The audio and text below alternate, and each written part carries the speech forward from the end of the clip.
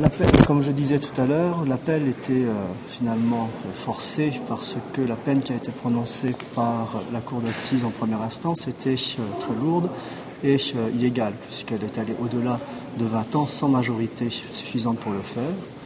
Donc j'ai fait appel. Le président a indiqué qu'effectivement la cour ne pouvait pas aller dans ces conditions au-delà de 20 années de prison. Elle avait décidé 23.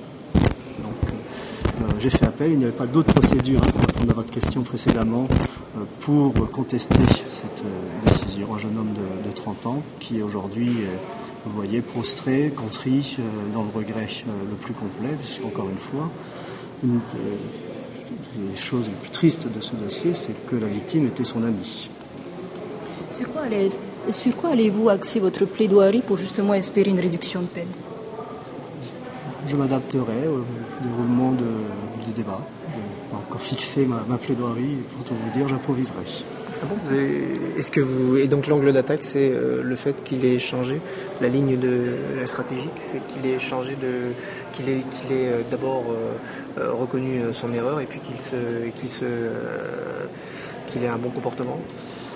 Il n'y a pas de stratégie au sens de la défense. Aujourd'hui, pour l'instant, les témoins qui se sont présentés ont indiqué qu'ils changeaient. Ce sont les gens qui le côtoient journalièrement, même en détention. Les éléments qu'on a du centre de Moutania nous indiquent qu'effectivement, il a un comportement qui est très encourageant. Donc les débats vont se dérouler et si cette impression se confirme, effectivement, c'est quelque chose qui est très important à dire, mais ce n'est pas quelque chose qui est préparé. Voilà, la Cour est saisie de ce dossier et doit apprécier la personne qui se présente devant lui au moment où elle se présente. Donc c'est-à-dire qu'ici il a changé de comportement, c'est-à-dire qu'avant il était assez violent et il s'énervait beaucoup, il se battait beaucoup? Oui, c'était ça qui est au dossier, qu'il a eu une période de sa vie où il a été effectivement violent et il le reconnaît entièrement. Ce matin encore, il l'a fait dès le début, dès ses auditions en garde à vue, il l'a reconnu avoir été extrêmement violent. Et aujourd'hui il a changé?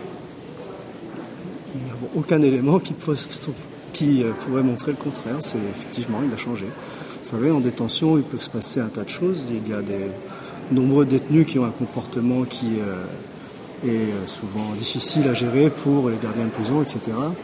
Pas Eugène Robreil qui a un comportement exemplaire depuis 3 ans.